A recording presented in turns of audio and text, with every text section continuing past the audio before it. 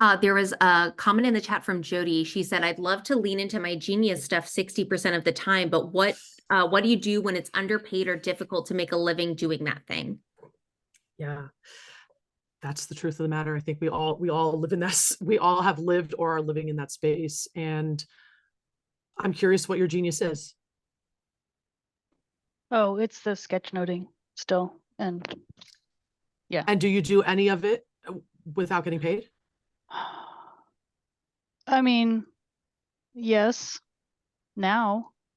I used to have a job where I was salary and I kind of worked it into what I was doing, and now I don't have that job. So looking for a similar job, but they're not out there, it seems. So now I'm looking to go freelance, and it's just really rough.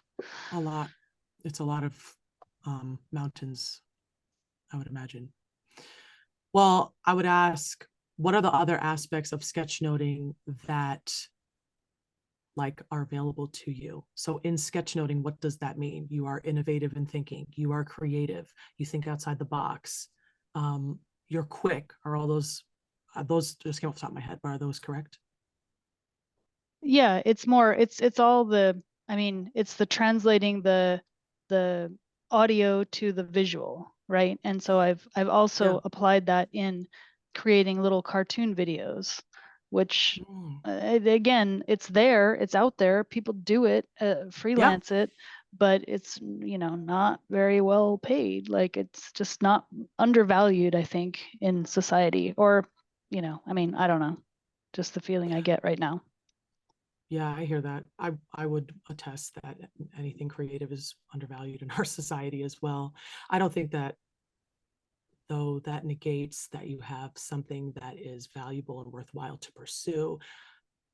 You know, I'm not a job coach, so I can't exactly say in that regard, but what I would say is, if you removed the sketchnoting, the genius part, and focused on all the other zones and how those can be shelved, postponed, delegated, outsourced, so that you can have more time for the sketchnoting. Because if it's your genius, that doesn't necessarily mean you get paid for it. That's also not what I'm saying. It would be a dream come true. I don't think it's impossible. I also don't think it's improbable. But I think it's about also looking at the other zones and where they're taking up your precious time. And I'm sure that that's not the answer that you wanted, but how was that? Yeah, it's fine. And I can, like, if I had an unlimited supply of money, I could hire people to do my cleaning and whatever else. But yeah, I mean, I guess in the end, it all comes down to money. So this is all kind of nice, but not practical for me at the moment, I feel like. Sorry. Hey, you don't have to apologize to me. I totally hear that. It's absolutely fine. Everything doesn't hit everybody. I actually had a thought on that. So I am a professional career counselor by trade. And I think what Alicia commented in the chat, that like a B job can support doing something that you love as long as the B job doesn't drain all your energy. I think that's an excellent point.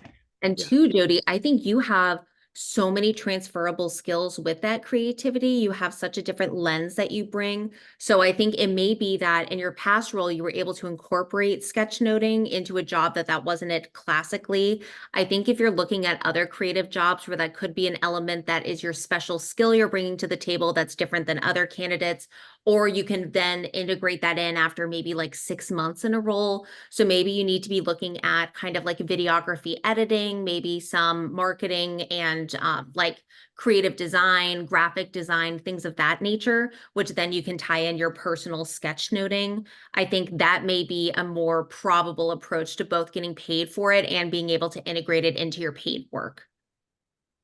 Yeah, and it's a good point. And I have been. It's just I haven't been doing it in the right places. But I've been trying to combine the genius stuff with my excellent stuff, which is content creation, which I don't love, but you know, I can do it for a while. And then, like you were saying, Laura, sort of merge the two in, or use the sketchnoting as kind of like an extra bonus thing that I bring to your job or your company, and, you know, use it to sell myself. So, you know, maybe that job's out there and I just haven't found it yet. That's probably what it is. Thanks. Honestly, oh yeah, we can talk about that more later too. But Jody, I think you bring up an excellent point. And I think that's something a lot of us in here probably deal with as well, that some of it isn't job related. Some of it is more passion projects you'd love to turn into a job, but it isn't as easily done. It's not as obvious of an answer. So I think it's a good question for us all to ponder. Yeah. And Alicia brings up another good point, just a part-time job or volunteer job that allows you to do the thing you love, right? I completely understand and hear that this may not be feasible